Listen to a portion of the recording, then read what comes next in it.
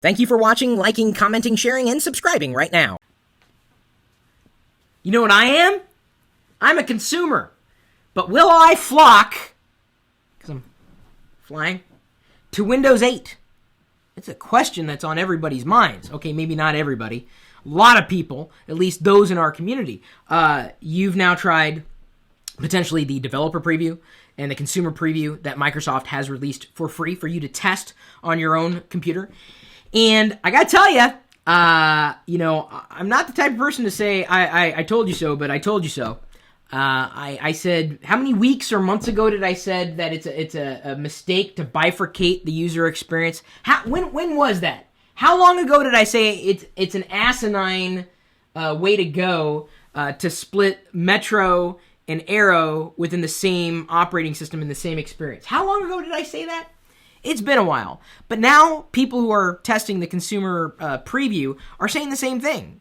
They're saying, what is this? Like, make up your mind, Windows. Do you want to be Metro or do you want to be Aero? How long ago? 300 months ago. It was a while back. As soon as I realized, this ain't right. But Microsoft thinks it's right. I disagree. I think that's going to hurt them in the long run.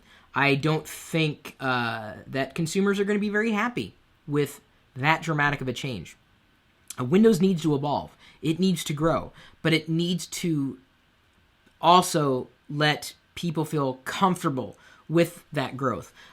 Take, for example, my parents, who freak out if an icon is on the other side of the desktop. I kid you not. My dad called me up screaming one day, "Where'd it go? Where'd it go?" Dad, just look. Oh, it's in your start. I don't want it in the start menu. Okay, we'll put it on the desktop, Dad. Well, yes, it needs to go on the desktop. It was an icon, a shortcut to a program that he already had 5 shortcuts to.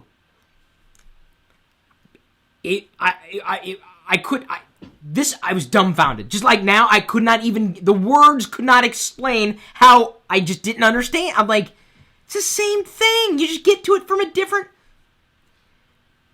Most people are like my dad. Not like geeks who just, oh yeah, point, click, easy, boom, boom, boom. And even then, some geeks are like, no, I don't like change. No change. It has to be the same. I want it new, but it has to be the same. Can't do that, really. And if you're using your computer like you were 10 years ago, wow. Software has evolved. Just a bit. And a lot of people are, I would say, jarred with what they've experienced with Windows 8. So hopefully, you'll send feedback to Microsoft to tell them, you ain't doing it right. Something's wrong. And I can't, and I know I'm not the only one who feels this way. We, kind of been watching the feedback that's come in, watching social media, watching Nomi's, watching your feedback on YouTube, asking the greater question, will consumers flock to Windows 8? This is the article linked in the description. Take a look. I'm going to go ahead and plus one it before I forget. Talking about the consumer preview specifically, talking about expectations and our experiences and perspectives on those expectations as we've seen them kind of unfold in using this new product. It's going to be interesting to see what happens. But if Microsoft rolls forward with this experience, which is very disjointed, very haphazard, not ready for prime time, my prediction, much like Vista pushed a lot of people to OS X and Linux, Windows 8 could very well do the same thing. Don't shoot the messenger.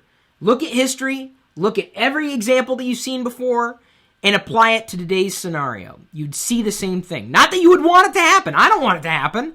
I can't wait to see Windows 8 in a touch experience, so long as I stay within Metro. I don't want to see Aero ever if I'm playing in Metro. And likewise, I guess I should say the corollary, or I guess the opposite, would be if I was in Aero, or the Aero experience, AERO experience, I would never want to see Metro. That's all we're asking for.